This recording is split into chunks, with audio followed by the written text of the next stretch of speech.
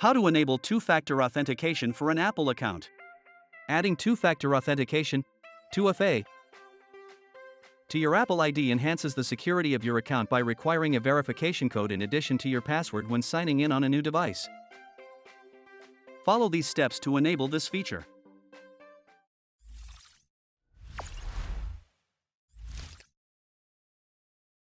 Step 1. Go to the Settings app. Tap your Apple ID at the top of the screen. Tap Sign in at Security.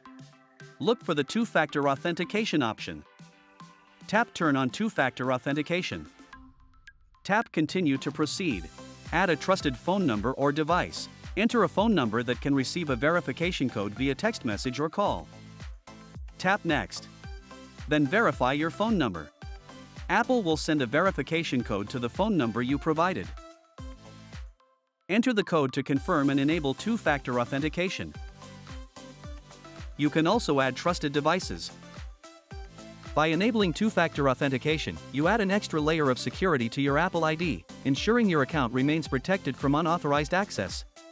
Let me know if this guide helps or if you have any further questions.